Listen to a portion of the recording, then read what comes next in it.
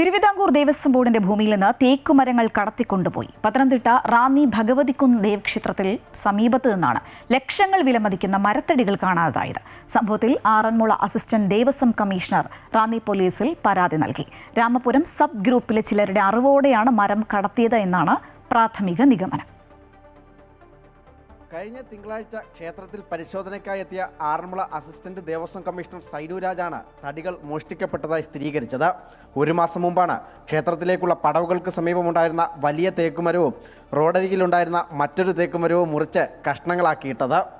ഇതിൽ പടവുകൾക്ക് സമീപത്തെ മരത്തിന്റെ ചുവടുഭാഗം മാത്രമാണ് നിലവിലുള്ളത്. ശേഷിക്കുന്ന തടികളെല്ലാം കടത്തിക്കൊണ്ടുപോയി. ക്രാന്തിക്കാരൻ്റെ നേതൃത്വത്തിലാണ് ആൾ വന്നേക്കുന്നത്, വെട്ടാൻ ആൾ വന്നേക്കുന്നത്. ഈ വീട്ടുകാരൊക്കെ അപേക്ഷ കൊടുത്തിട്ടുണ്ടായിരുന്നു. അന്നൊന്നും അപേക്ഷ അവർ സ്വീകരിച്ചൊന്നുമില്ല. ഇപ്പം ഈ കഴിഞ്ഞ മേടത്തിലെ കാർത്തിക ഇവിടുത്തെ ഉത്സവം ആ ഇടയ്ക്കാണ് ഇത് വെട്ടിക്കൊണ്ടുപോയത്. 2-3 മാസമായുള്ളൂ. മരങ്ങൾ വീടിന് ഭീഷണിയാണെന്ന് വർഷങ്ങളായി സമീപവാസികളുടെ പരാതി നിലനിന്നിരുന്നു. ഇതു മുതലെടുത്താണ് ലക്ഷങ്ങൾ വില വരുന്ന മരങ്ങൾ മാത്രം മുറിച്ചു നീക്കിയത്. എടുത്തോണ്ട് പോയപ്പോൾ ചോദിച്ചു കഴിഞ്ഞപ്പോൾ ഞാൻ ഈ പൈസ ഒക്കെ അടച്ചാണോ, ലേലം പിടിച്ചാണോ, ആ പൈസ അടച്ചിട്ട് നീ കൊടുത്തിട്ട് പൈസ അടച്ചാൽ മതി എന്നെ ഒക്കെ പറഞ്ഞു.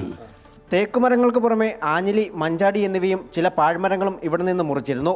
രാമപുരം സബ് ഗ്രൂപ്പിലെ ചിലരുടെ അറിവോടെയാണ് ഇവ കടത്തിയതെന്നാണ് ലഭിക്കുന്ന വിവരം.